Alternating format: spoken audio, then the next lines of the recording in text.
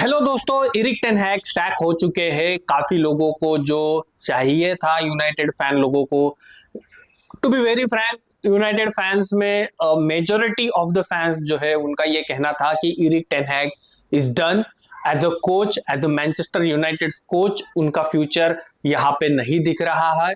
और at the same time जो भी रिजल्ट हम लोगों को देखने को मिल रहे हैं पिच के ऊपर, यूरोप में हो या फिर प्रीमियर लीग में हो, काफी कंसर्निंग। एंड नो डाउट उनका जो क्रिटिसिज्म था वो फेयर भी था कि हम लोग 40th पोजीशन पे है, 14वें पोजीशन पे है हम प्रीमियर लीग में। Not at all acceptable. अगर इस तरीके से इस फॉर्म के साथ हम खेलेंगे तो डेफिनेटली रिलीगेशन बैटल का टेंशन किसी एक दो महीने के अंदर ही हम लोगों को लेने की गरज वहां पर पड़ सकती थी दोस्तों। उसके बाद मैं ये कहना चाहूंगा कि यूरोप में भी हम लोगों ने 3 मैच ड्रॉ कराए, लूज भी हम लोग वहां पे ऑलमोस्ट हो कर सकते थे मैचेस, और वो भी विनिंग पोजीशन से, which is not at all acceptable what is going on. ठीक है, तो दो चीजें हैं। क्या इरिक टेन हैग को सैक करना एक सही डिसीजन है? देखो दोस्तों, I personally do not believe in this types of sacking of managers. I honestly believe Erik ten Hag को अगर आप सैक कर रहे हो तो उसके बाद आपको जो रिस्पॉन्सिबिलिटी है वो प्लेयरों के ऊपर भी शिफ्ट करनी चाहिए। जो प्लेयर्स रिस्पॉन्सिबल है इस टाइप के परफॉर्मेंस के लिए, जो प्लेयर्स मेंटेलिटी इशू लेके आ रहे हैं टीम में, जिनकी मेंटेलिटी वीक है, जिनका जो फिजिकलिटी, जिनकी जो एबिलिटी वो उस टाइप की नहीं है जो मैनचेस्टर यूनाइटेड डिमांड करता है, तो उस टाइम पे हम लोगों को उन प्लेयरों को एग्जिट डोर दिखाना ही होगा।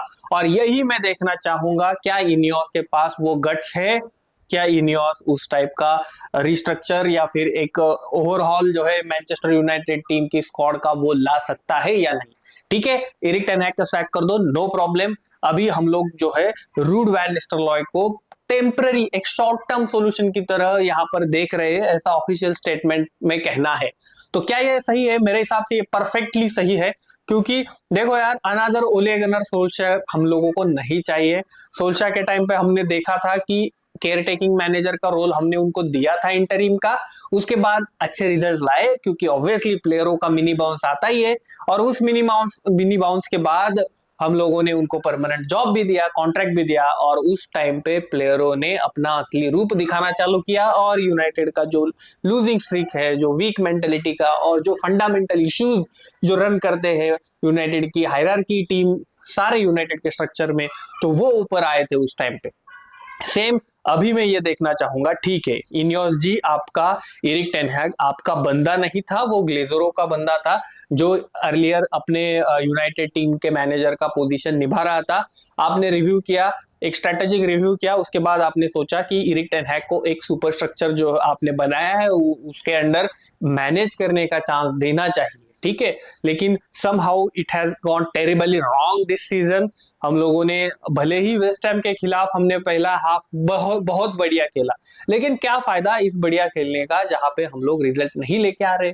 अभी तो हमें इतिहाद जाना है, अभी तो हमें लिवरपूल के अगेंस्ट खेलना है, आर्सेनल के अगेंस्ट खेलना है। ये सारी चीजें हम लोग कहीं ना कहीं आगे हमारे लिए सारे के सारे विनेबल मैचेस है, ऐसा नहीं है। आगे के मैचेस भी हम लोग लूज कर सकते हैं दोस्तों। तो इनियोस का ये डिसीजन तो मैं वेलकम करूंगा। ठीक है, आपने एक डिसीजन जो है लिया है, आप उसको अभी बैक करो। एक परमानेंट स्ट्रॉन्ग मैनेजर मैं यहाँ पर देखना चाहूंगा। रूड वैन निस्टरलॉय के साथ डेफिनेटली एक वो एक्स मैन यूनाइटेड लेजेंड है, वो अच्छा जॉब कर भी लेंगे, लेकिन आपका जो प्रोजेक्ट है, उसका जो विजन है, उसके साथ मैच होने वाला मैनेजर, एक बिग नेम मैनेजर आपको लाना ही पड़ेगा इनियोस। ठीक है, तो ये बात आप सारे लोगों को, आपका क्या कहना है इसके रिगार्डिंग आप मुझे बता सकते हो। टॉप कंटेंडरों की अगर हम बात करेंगे मैनेजरल पोजीशन पे, तो डेफिनेटली मैं निंगल्समैन का नाम लेना चाहूंगा। उसके बाद एमरिन है, उसके बाद जिदान है। जिदान आई डोंट थिंक वो जॉब लेंगे ये, क्योंकि वो अभी अपना एक अलग हॉलीडे वाला मूड जो है वो उनका वो उस टाइप का चल रहा है। उसके बाद झावी है, तो झावी को लेके उनके वाइफ ने भी एक पोस्ट किया था इंस्टाग्राम पे, तो वो एक सॉर्ट ऑफ टीज वाला पोस्ट था। तो पता नहीं इनमें से कौन सा मैनेजर जो है वो यूनाइटेड की जॉब में आएगा, या फिर थॉमस फ्रैंक या फिर गैरेथ साउथगेट, इस टाइप का बंदा अगर यहाँ पर आ जाएगा, ग्रैम पॉटर जैसा, और and all Graham Potter Southgate, तो काफी फ्रस्ट्रेशन फैन लोगों का और ही ज्यादा बढ़ जाएगा। तो United Ineos should make sure that they bring the right proper guy which is talented, which is proven, at the same time it also excites the fan। ठीक है, अगर आप साउथगेट को लाओगे तो I don't think any United fan will be excited about it. They will be negative from the day one, काफी उनको criticism झेलना पड़ेगा। और यूनाइटेड को आपको पता ही है, यूनाइटेड की जो स्क्रूटिनी है वो बाकी प्रीमियर लीग क्लबों से काफी अलग की जाती है। हेवी क्रिटिसिज्म किया जाता है काफी बार मैनेजरों का, प्लेयरों का, जो मैनचेस्टर यूनाइटेड के रिलेशन में होते हैं उनका। ठीक है, तो ये बात काफी ज्यादा हम लोगों को यहाँ पर कॉशियसली प्रोसीड करना पड़ेगा इनियोस को, और एज अ फैन हम लोगों को भी एक अच्छा यहाँ पर एनालिसिस करके मैनेजर को, अपने नए मैनेजर को बैक करना पड़ेगा।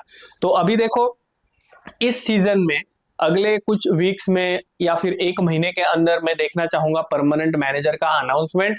उसके बाद वही मैनेजर, जो नया अपना मैनेजर है, वो लेके जाएगा इस स्क्वाड को मई तक या फिर विंटर तक, और वहां पे जाके एक एनालिसिस होगा। और उसके बाद विंटर एंड समर विंडो को, ट्रांसफर विंडो को हम लोग वहां पर उसका प्लान आउट कर सकते हैं। लेकिन अगर हम समर में नया मैनेजर लाएंगे तो भाई वो ऑलरेडी अपने बंदों का जो खुद का वो उसका जो अंडरस्टैंडिंग होगा, या फिर जो एग्जिस्टिंग स्क्वाड जो है अपना, उसको उनके उन प्लेयरों को वो कैसे समझेगा। वो अलग से अपना टाइम लेगा उस टाइम पे, और फिर हम देखेंगे कि चलो अभी विंटर में देखते हैं अगले। तो ऐसा नहीं होना चाहिए। जो भी अपना गाय है, परमानेंट गाय, उसको लेके आओ यार। आप अगर एमरी को एस्टन विला से उठाना चाहते हो तो जाओ, वहां पे जो भी पैसा वो मांगते हो वो दे दो उनको, उसको बिठाओ। और आपका जो फिलोसॉफी इनियोस का गाइस क्या है आपको पता ही है, बेस्ट इन द क्लास। तो मैनेजरों के regarding best in the class अगर आप कहोगे तो नेंगल्समैन है, उसके बाद झावी उतना ज्यादा एक्साइट नहीं करता है कई लोगों को, लेकिन झावी जो है वो भी मेरे हिसाब से एक अच्छा मैनेजर साबित हो सकता है। लेकिन सोचने वाली बात यहाँ पर ये है कि क्या हमारे प्लेयर वो टिकी टाका टाइप फुटबॉल जो है वो खेल पाएंगे या नहीं। ठीक है, उसके बाद एमरिन है। कई लोग ये कह रहे हैं कि पेप गार्डियोला का जो सक्सेसर है, मैनचेस्टर सिटी ने ऑलरेडी उनको हाईलाइट करके रखा है एमरिन को। तो एमरिन को भी काफी हाईली यहाँ पर अप्रिशिएट किया जाता है कई लोगों के द्वारा। तो दोस्तों आप बताओ कौन सा मैनेजर यहाँ पर आप देखना चाहोगे यूनाइटेड की टीम में, यूनाइटेड की टीम के लिए। तो ठीक है, आज के लिए बस इतना ही, फिर मिलेंगे quick bite regarding Manchester United. और यार कंटेंट अगर अच्छा लग रहा है तो सपोर्ट, सब्सक्राइब, लाइक, शेयर, जो भी जितने सारे बटन है वो सारे दबा दो। बहुत बहुत बहुत बहुत धन्यवाद। टेक केयर, फिर मिलते हैं, बाय बाय।